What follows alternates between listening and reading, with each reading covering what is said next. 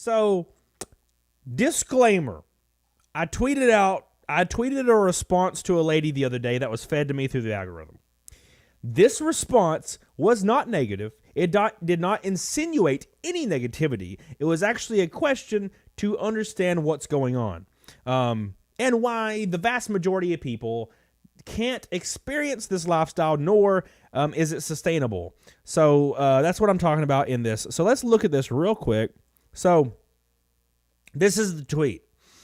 Okay, it says, my husband and I wake up every morning and bring our coffee out to our garden and sit and talk for hours every morning. It never gets old, and we never run out of stuff to talk about. I love him so much. And there's nothing wrong with that. There is absolutely nothing wrong with that. I don't understand why people got so mad at me over this. But in my opinion, if you're able to sit outside in your garden over a cup of coffee for several hours, keep in mind several implies more than two. Okay, several hours every morning.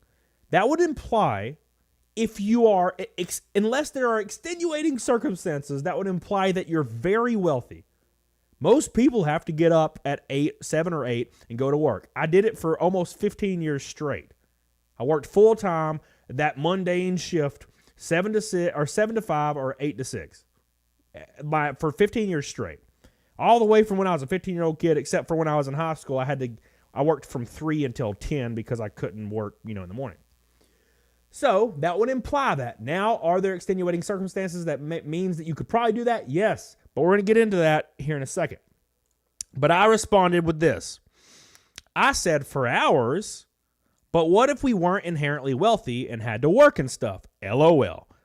That's it. What if we weren't inherently wealthy and had to work? That's it.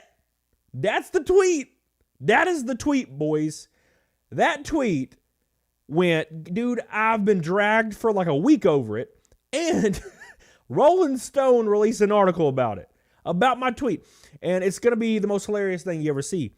But to put it into context, the lady that wrote this tweet, yes, they are wealthy.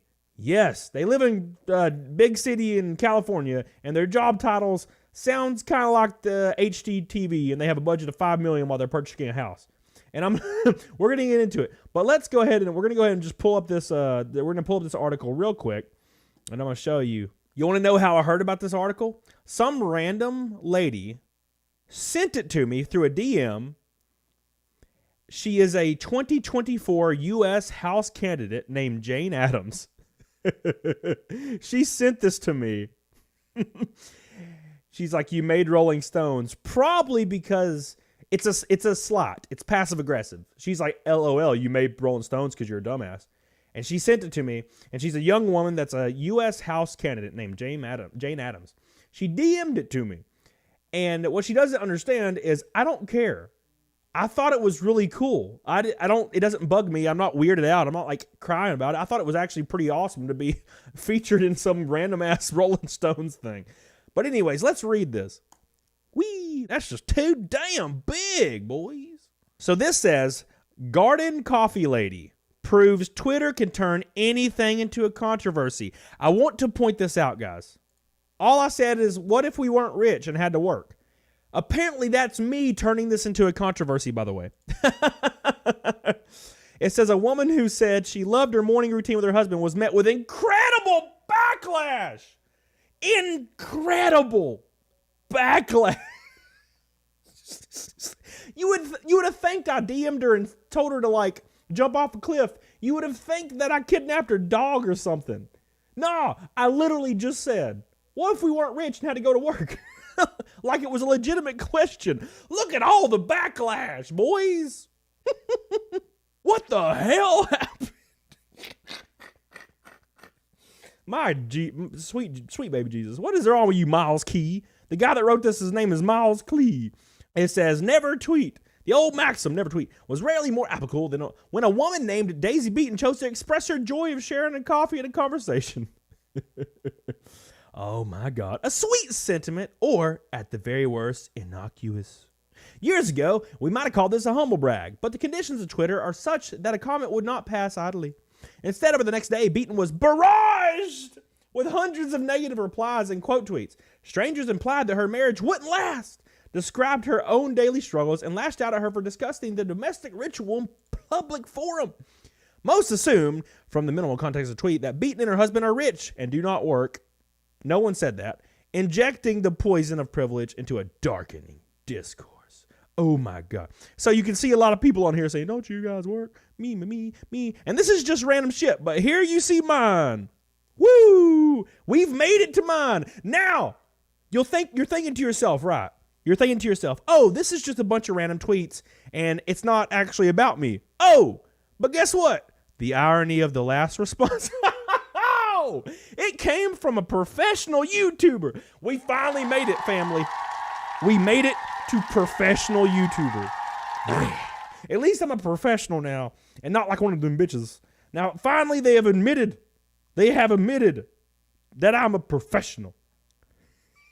That incredible backlash, by the way. Incredible backlash from the professional. That's me, by the way. The professional. All right. Someone who might know a thing or two about the variety of work schedules. Beaton went on to explain that she has her own business in Sacramento, California as a cosmetologist, offering vegan, cruelty-free eyelash services. What the hell? While her husband is a professional skateboarder who teaches yoga. Man, this is crazy. In a follow-up tweet addressing the backlash, Beaton wrote that they've worked really hard, and they live minimally.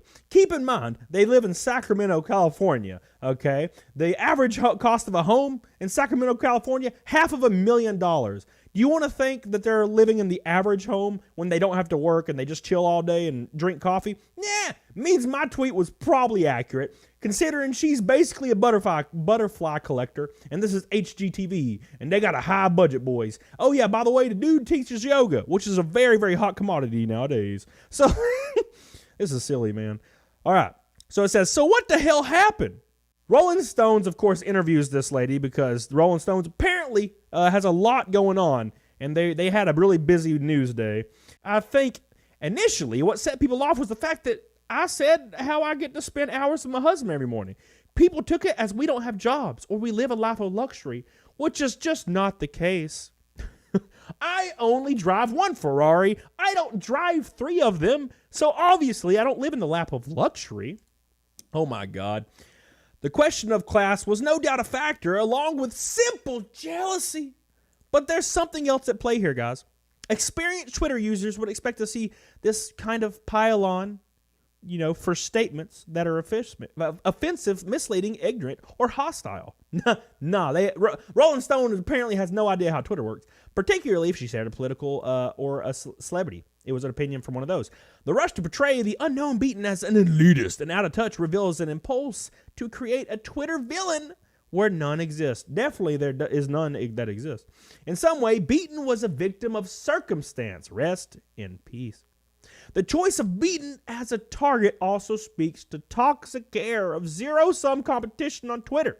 On one hand, there's an eagerness to find and expose the problematic angle of even the most anodyne remark. Establishing the reason that a woman shouldn't say she loves sitting with her husband in the garden is a fitting challenge for certain antagonists, which is me apparently. Then, of course, there's a need to steer the discussion to oneself. The tweet, though seeming harmless, has failed to consider me and my problems, and therefore is kind of directed violence. What? This phenomenon has been recognized and described in any number of canonical tweets and memes. Shocking. Look at it. Get in there and make it about you. Okay, look. So I've been seeing this a lot. By the way. A lot of people keep saying, bruh, what does this have to do with you or anybody commenting just so evil negativity? You posted on a public forum, bruh. This is exactly what this lady wanted. This is literally her dream, is to get this many tweet responses, quote tweets. So much so that she's in Rolling Stone. And by the way, I'm right in there with you, bitch. And I didn't have to do nothing besides reply some dumb shit. So I'm just putting that out there for you. It's pretty silly in my opinion. Like, all of this over this? You're gonna tell me that this isn't what she wanted? Come on, eat my ass. This chick is just so damn happy right now. And this ultimately is what began to turn the tide for Beaton. Suddenly, it was the people angry at her who were being ridiculed for acting like victims.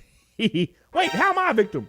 I just said, what if we weren't rich? We saw parodies of her post that hedged and qualified every detail as if to avoid the wrath of the mob, and references to SpongeBob SquarePants. Man, Rolling Stones is on the gun today. Rolling Stones is just going ham.